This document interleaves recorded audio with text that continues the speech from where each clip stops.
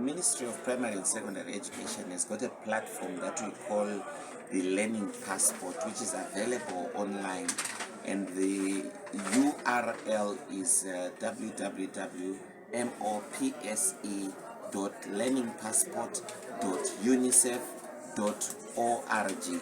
On that platform,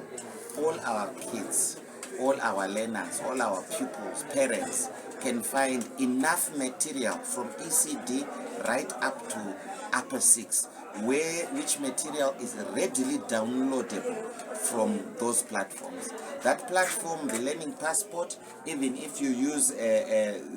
data, the data is quite subsidized because we are working as the whole of government together with the Ministry of ICT, so the data for going onto that platform is much lower than data for other websites. The Learning Passport is there to provide online and distance learning, learning after school hours,